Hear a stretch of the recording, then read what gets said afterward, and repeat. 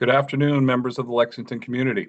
As many of you know, the Lexington High School project received strong support at the special town meeting on November 3rd, 2025, with a 91 affirmative vote to advance the project to a townwide debt exclusion election on December 8th, 2025. This informational video is being recorded on November 19th, 2025, and is focused on the cost of the Lexington project compared to other recent high school projects in our area. I'm Mike Burton, Project Director with Doran Whittier. Doran Whittier is the town's owner's project manager. Joining me today is Christina Delangelo, Project Manager with Doran Whittier, Jacob Greco, Assistant Project Manager with Doran Whittier, and also joining us here today is Kate Casson, Chief Estimator with Turner Construction. We've seen some recent articles and posts published comparing Lexington to other high schools, which are either incorrect or lack a true apples to apples comparison. So we wanted to break down these other projects and provide a better informed comparison so voters have a better understanding prior to the December 8th vote. We have posted to the project website a recording that was done back in August of 2024, which compared Arlington, Belmont, Revere, and Waltham to the Lexington project, and showed that when you're comparing projects, you need to compare two important things. One is the scope of the project, meaning what is included in it, and escalation, meaning when was that project built. That video will remain on the website should the community wish to go back and view it. As we've continued to compare Lexington to other schools, we have since removed Arlington and Belmont, as those projects were addition renovation and were simply not a good comparison. An addition renovation means that those projects kept large square footage areas of their existing school and added on to them. We have since added North Attleboro, Watertown, and Burlington, as they are more relevant and subject of community articles and posts that we've seen. As we have continued to look at other projects, in addition to scope and escalation, we have now also taken into account each project's site. Site can have a big impact on the total project cost of a project. And just as an example, Lexington's site is around 40 acres and we have multiple athletic fields. Contrast that to Watertown, which is about a 5-acre site and has no fields. And so just by that comparison, as you can see, every project site can vary greatly, and that has a significant impact on the total project cost. And Kate's going to explain a little bit more about our comparison now. Thank you, Mike.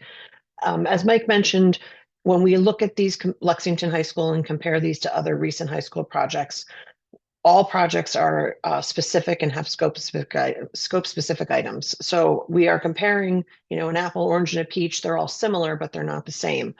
We make adjustments to the data. Again, as Mike mentioned, we review the project data. We escalate the cost to align with the Lexington High School schedule. And then we also make adjustments for the major scope items that are different from the design at Lexington High School.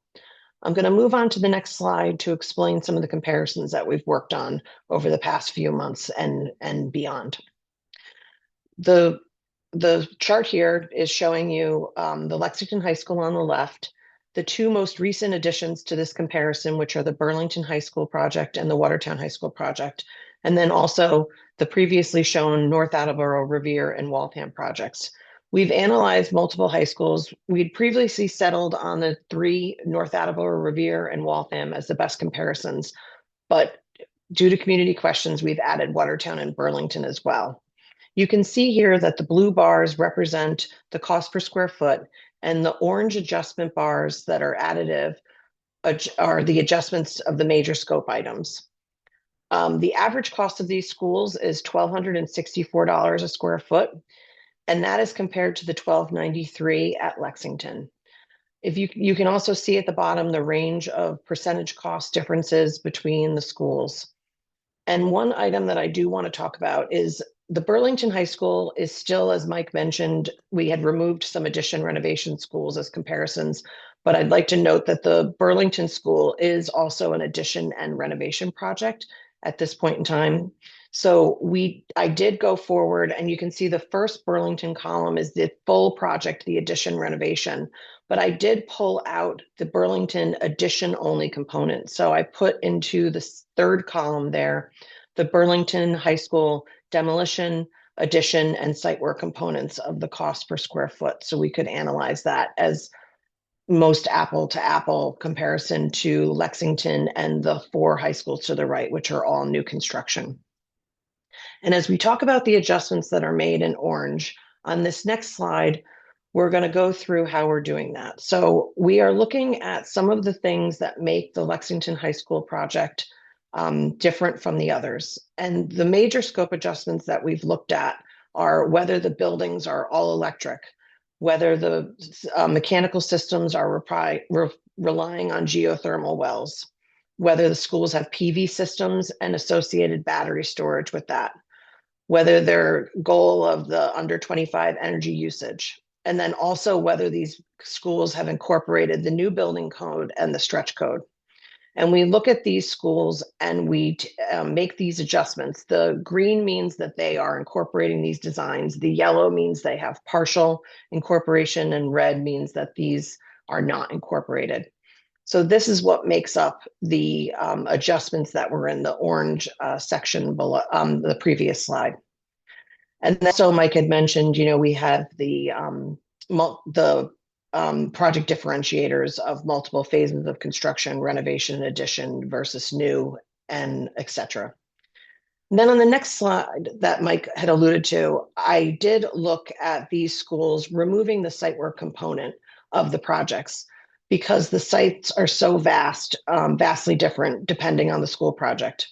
You can see at Lexington, the site improvements are worth $141 a square foot. And at Burlington, they're worth 73. Again, Burlington is another school which does not have any fields. And as Mike also mentioned, Watertown has a very small site at 4.5 to 5 acres compared to our 40-acre site at Lexington. And then you can also see that North Attleboro and Waltham actually have larger site costs due to some existing site conditions and field work as well.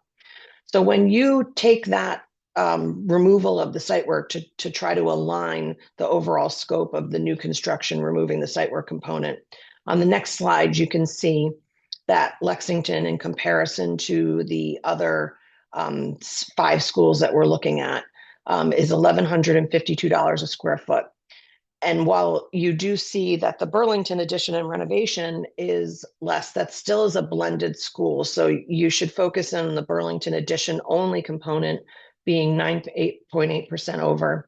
So you can see that Lexington, in comparison to these other schools, is between 1.5% less, and the other schools are 1.5% less to almost 10% more on a cost per square foot basis. Excellent. Well, thank you, Kate, and that will conclude our video for today. Thank you.